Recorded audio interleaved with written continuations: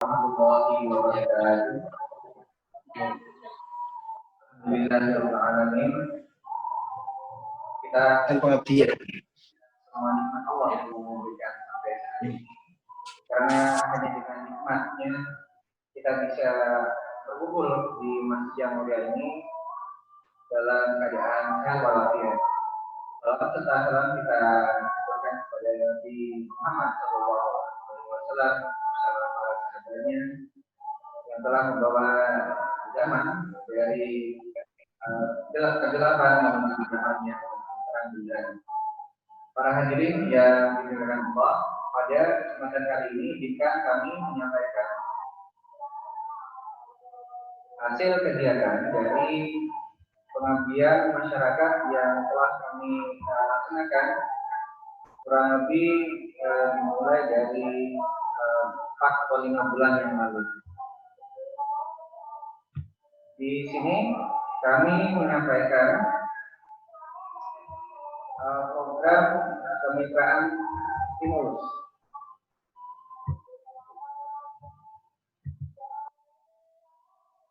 Program kemitraan stimulus kerjasama antara UNM Jember dengan Dadismo atau pelayanan Samsari dengan judul kegiatan program pendampingan penyusunan peta potensi wilayah desa menuju smart village. Kebetulan di dalam pelaksanaannya saya tidak hanya sendiri, namun di situ juga ada Pak Ali, dosen teknik mesin yang juga ikut melaksanakan kegiatan ini secara bersama. Untuk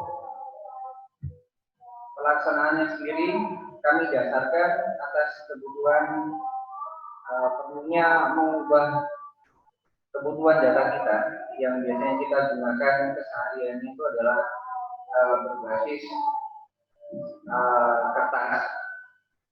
kertas, kemudian semua penyimpanannya kita lakukan secara manual juga, kita simpan di buku, kemudian bukunya kita simpan di rak lemari dan sebagainya, yang tentunya mempunyai umur keawetannya itu sangat terbatas, sedangkan data yang ada di dalamnya itu sangat penting. Makanya perlu kita arahkan untuk memindah data yang awal dari manual menjadi data digital. Dari data digital itu kita akan wujudkan ya, semua data potensi desa itu harapannya menjadi smart village atau desa pintar. Untuk smart village sendiri sudah sempat disampaikan beberapa tahun yang lalu, tepatnya 2018 oleh Kementerian PUPR dengan sebutan kotaku, jadi kota tanpa kumuh. Nah, program ini tentunya harus dimulai dari desa, karena desa perkembangannya suatu saat akan mengarahkan perkembangan menjadi sebuah kota. Namun kotanya sudah tertata, dan baik secara integrasi secara informasi maupun teknologinya ataupun dalam sisi peradaban yang diperlakukan di dalamnya. Yang mendasari juga ketika kita juga melihat beberapa referensi. Di sini saya tampilkan situs Hadis Jember, salah satunya. Jadi kalau kita lihat di tampilan websitenya itu masih menyampaikan seperti ini. Ini sebuah peta yang cukup informatif, ya, karena menunjukkan beberapa kecamatan dalam Jember. Namun kalau kita mau mencari lebih spesifik, ada di mana Bangsal? Ya tentunya harus meraba-raba. Kurang lebih ada di zona hijau. Zona hijau, kemudian ya sangat yang memanjang ya, kurang lebih yang di atas ada zona hijaunya itu adalah Bangsal. Kemudian kalau kita melihat Jember juga, yang ada Jember ini mapnya untuk turis. Ya untuk pariwisata. Jadi saya masih terus mencari apakah ada peta desa masih belum dapat juga yang dapat peta instansi Kabupaten Jember ini yang mengeluarkan dari dinas instansi yang resmi. Ini pun sama, ini kondisi per kecamatan, jadi masih belum spesifik desa. Dan ini yang paling ngeri mungkin peta COVID. Tadi saya lihat peta COVID warnanya tidak merah dan sebagainya lagi, tapi ternyata berubah warna jadi kuning, kemudian ada oranye, ada hijau. Nah, ini saya baru sadar tadi siang saya nyari sebagai contoh. Yang intinya mengindikasi secara COVID yang ada di ya, pada hari ini ada 167 kasus kita lewati saja. Kemudian yang paling sering kita pakai adalah Google Map. Jadi ketika kita browsing, kita cari desa Bangsal Sari itu bisa. Jadi alhamdulillah ketemu garis yang merah ini. Ya, kalau panjenengan perhatikan garis merah itu adalah kurang lebih batas wilayah. Yang kalau misalnya kita cross check dengan data yang ada di desa ini kurang lebih sama. Ya, karena basis dari data ini mengambil sebagian data dari mencolokkan ya dari instansi. Tapi sayangnya di sini kita hanya sekedar tahu saja, jadi tidak bisa digunakan secara langsung. Kira-kira kalau misalnya ada potensi desa yang ada di sebelah timur, selatan, utara dan sebagainya, kita tidak bisa langsung menggunakan. Ini yang kita upayakan. Jadi awal yang kita lakukan adalah melakukan survei. Survei awal kita melakukan survei ini tentang kebutuhan pengolahan sampah. Jadi pengolahan sampah yang ada di Bangsal Sari ini masih baru dirintis. Dimulai dari membuat posko-posko ya semacam itu. Jadi penitipan sampah sementara yang secara berkala ada petugas yang ngambil di situ. Jadi saya lihat kemarinnya di kerajaan A, B, yang terakhir di Gedung Suko itu alhamdulillah PRT-nya sudah menawarkan untuk jasa angkut sampah ke lahan yang di dekatnya pabrik plywood kurang lebih begitu. Sayangnya di sana masih sudah ditumpuk. Nah ini yang mungkin perlu perhatian lebih, kalau akan menjadi bahan pertimbangan kami untuk membantu lebih lanjut program pengolahan sampah. Kemudian survei yang berikutnya adalah survei pertanian. Dari pertanian yang kami amati, ternyata sebagian besar masih banyak yang bercocok tanam padi. Jadi hampir jarang sekali bercocok tanam yang selain itu. Pada saat survei kami dibantu oleh perwakilan BUMDes, dari petani juga ada. Kemudian yang kami lakukan adalah survei di potensi perikanan. Kebetulan basisnya ternyata banyak tersebar di wilayah rambutan. Nah di wilayah rambutan inilah kami menemui macam-macam teknologinya, mulai dari yang pelihara dele ya, dari kecil sampai siap panen, dapat teknologi yang seperti itu, kawasan, tidak. Kemudian ada yang pakai teknologi kolam, beton, dari tembok, ya, sama juga ya, ikannya juga bisa beragam. Bahkan ada yang pakai yang paling bawah kolam itu, ya, kolam empang. Isinya di situ kami menemukan indukan yang paling banyak, indukan yang besar-besar, tapi ini dipakai untuk peranakan saja. Nah dari sini kami juga melakukan penandaan lokasi menggunakan GPS handheld. Jadi masing-masing lokasi kami ambil titik koordinatnya secara detail, karena data inilah yang akan kami olah selanjutnya. Data tambahan kami sangat terbantukan, salah satunya oleh kelompok tani yang dipimpin Pak Sugar. Jadi di situ kami mendapat gambaran, itu ada gambaran tentang image ya, tapi masih sekedar kasar dan itu sudah agak lama dibuat. Kemudian ada data petani, ya, data petani yang baik itu waktu saat rapat ataupun saat pendataan untuk pembagian pupuk. Nah mungkin kekurangan data itu terjadi di sini. Jadi yang agak lengkap itu ternyata data dari sisi pertanian.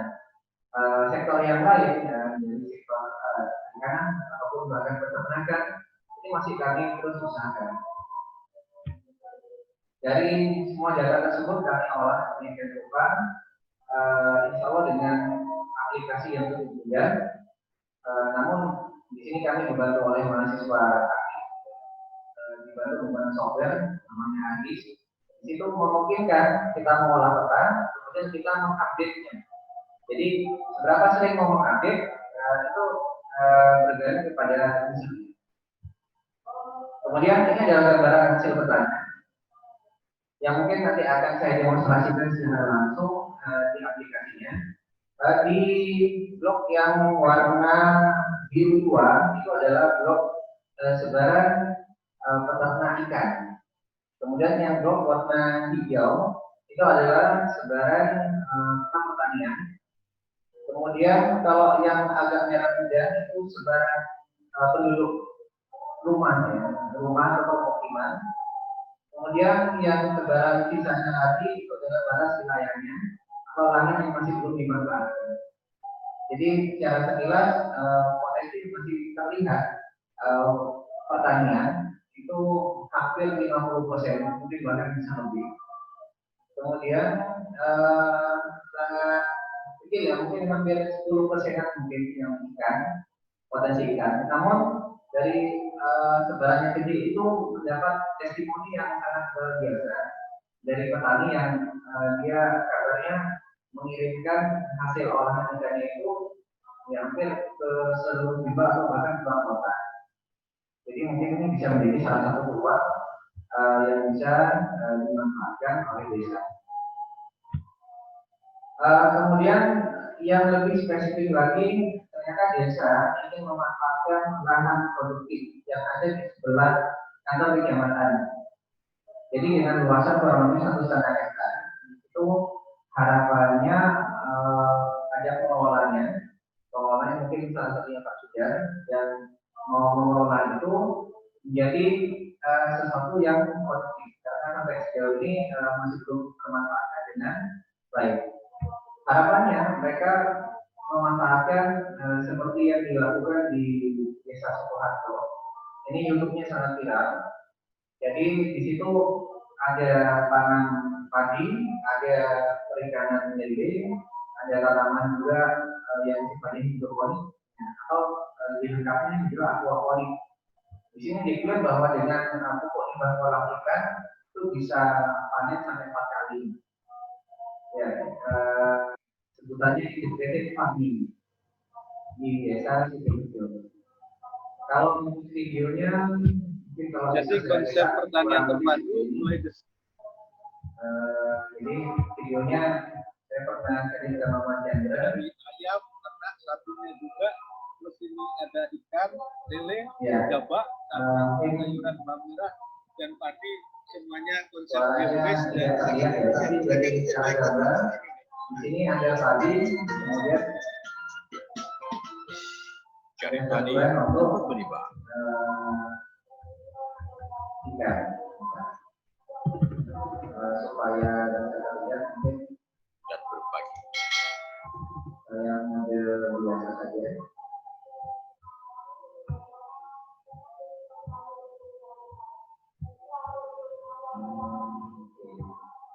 Kembali lagi ke protokol ini. Kita manual.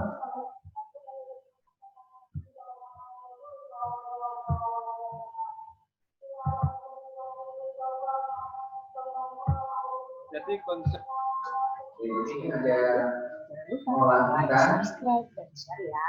Terima kasih. Kabupaten Sukoharjo. Daerah ini kita musim kering, coba dilihat sepanjang sini kering semua karena daerah tanda hujan. Tapi di sini sudah menerapkan sistem pertanian terpadu dengan urbanisasi juga bersama Pak Heri, petani milenial kita. Ada Pak Santo dari Dinas Pertanian Provinsi, Bu Neti tadi. Ini sudah banyak orang. Ini salah satu solusi permanen untuk mengatasi kekeringan. Di sini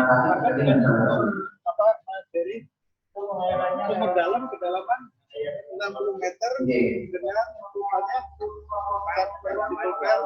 kedalaman 20 meter. Jadi hampir tidak ada yang keluar dari itu tandon air ada 6 bak, 6 titik. Nah dari air itu diputar untuk pertanian terpadu, misalnya ada ternak ayam, terus sayuran hidroponik, kemudian led.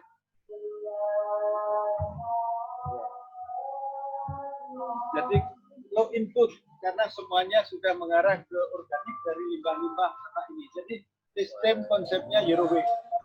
Pak Eri, 1000 ekor, diameternya 3 meter.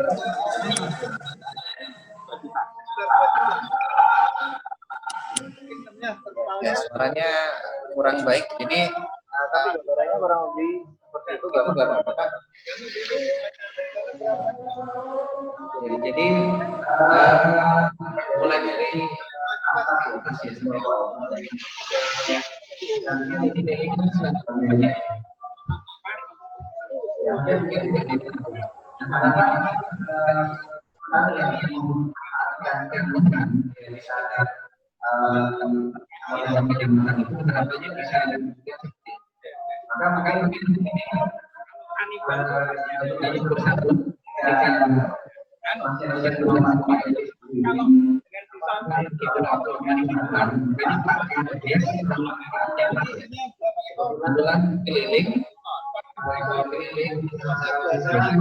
Di sini lihat hal yang seperti ini.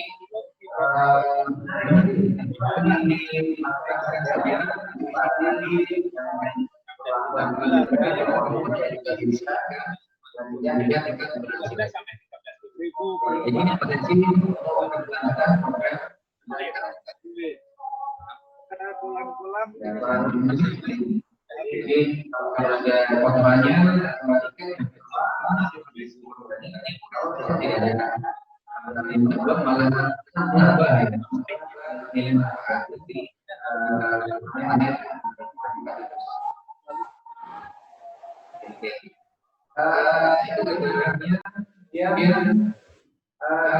di kegiatan ini kami juga mengangkat beberapa kegiatan tambahan. Jadi mulai dari pengadaan bibit, kami dari akan bibit. Kemudian kita ada pengadaan bibit tanaman yang bisa menderong. Jadi ini saja. Nah, ini untuk motornya masih ada yang bisa kalau ini gunakan pada untuk beberapa selanjutnya kalau yang di sini kan namanya bisa melakukan kalau memang dibanyakan ini kita sudah ini kalau menjadi pertemuan di antara masjid yang ada di lingkungan sosial kalau kita ini makanya bisa melakukan beberapa program seperti namanya masker. Jadi kita punya program itu masker sekitar 2000 masker atau bahkan tambah banyak lagi ya. Harusnya seperti itu ya. Jadi kita akan benar-benar kepada jemaah masjid punya ya. Jemaah masjid sama warga yang kemudian ada lagi yang harapannya barang atau barang yang dilakukan masjid itu bisa disimpan di aplikasi. Bahan-bahan juga seperti untuk masalah yang berganti. Kita bisa mungkin dibandingkan di semua ini yang latihan yang sama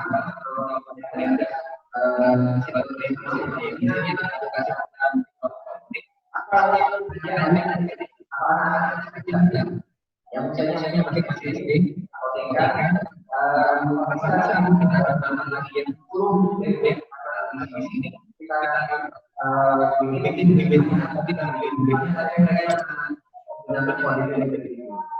ya ini adalah jadi Jadi kalau memang bisa melakukan hal yang ini ya, kalau kalau yang mikrofon itu ini seharusnya kelompok. Jadi kalau banyak saya khusus coba di sini ini baru bapak mata saya. Jadi kalau memang ini kita coba untuk berbagi satu. Ya, saya ini makan campur itu. Saya kira itu harus saya mungkin itu yang akan saya materi ini. Ini akan terima kasih banyak kepada kali sudah baik dengan awal ini masih awal karena setiap saya sampaikan bahwa data yang bisa dikelola dan dilakukan oleh dari pihak dan itu sendiri. Jadi ini memang diandalkan dari kasus yang sekiranya bisa dilanjutkan terus bukannya selesai terbuka dengan selesai. Mungkin itu yang sekarang kami sampaikan dalam diskusi mungkin. Jadi dari tema ini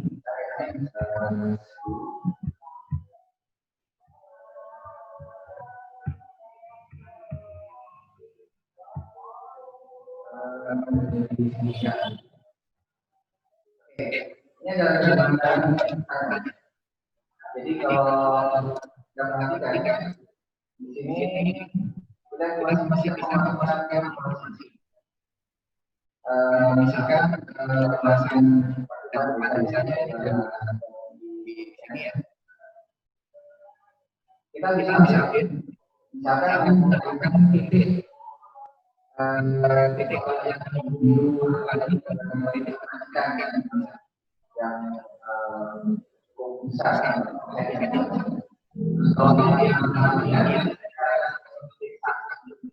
ini lokasi yang menurut Pak Kepala Desa itu daripada kita membuat selain lagi ada namanya itu ternyata benar adanya potensi program kesehatan masih. Jadi sini ada keterangan banyak termasuk kegiatan pengenalan sampah dan sebagainya. Ini baru jasa yang masih sangat mungkin kita kembangkan. Jadi ini trainingnya ini kemudian install masuk dari masih bisa menggunakan spesifikasi ya hanya saja nanti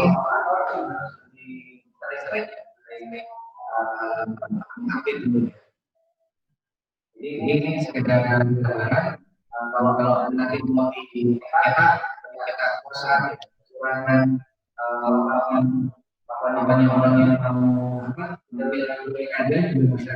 Jadi resolusinya tidak ada salah satu bulannya sesuai amanat dari gaji pusat bulan hari yang lalu diskusi dengan PBB masalah penelitian COVID-19 di terakhir sesi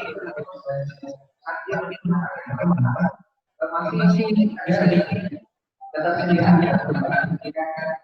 ada yang ketika daerah pusat masih sangat kurang. Jadi harapannya dengan ini bisa menambah hasanah dari database.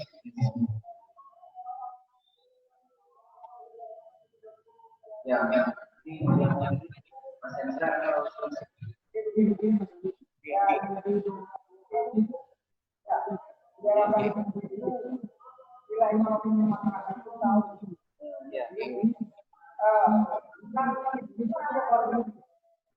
orang itu adalah pengawasan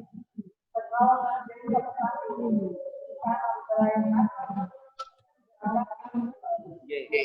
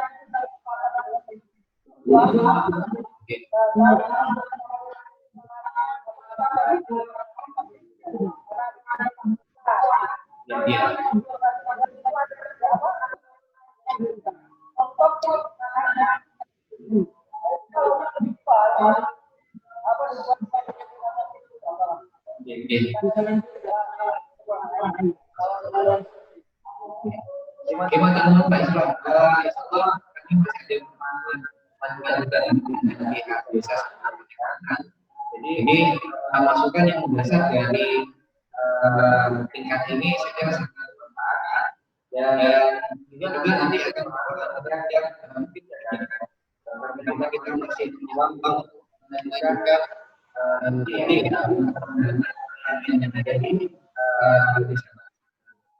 Namun kembali lagi untuk dari jalan harusnya ini bisa jadi menerima nanti di titik ini atau malah mungkin itu basis smart misalkan masalah sebaran dan sebagainya ini banyak. Jadi khusus lagi untuk masalah koneksi di sana. Jadi ini tentunya masih jadi perannya memberikan contohnya. Harapan kita di peternakan itu bisa dilakukan. Kalau mungkin ada kalau peternakan harusnya bagaimana? Ya, saya kita bisa. Oh gitu. Iya, saya tanya Mas Huda datanya dari mana? Dari ini Menteri Peternakan Hewan yang itu ya di Bangsal cuma kunjungan selama 2 minggu. Jadi saya kalau punya di data. Jadi mungkin ini tingkat lanjutnya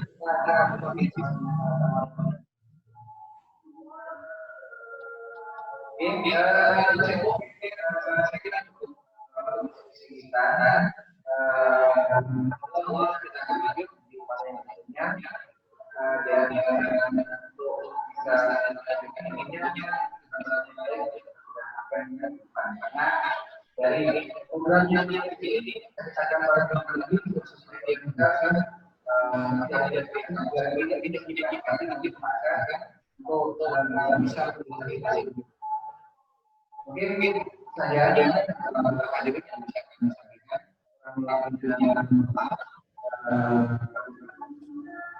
Assalamualaikum warahmatullahi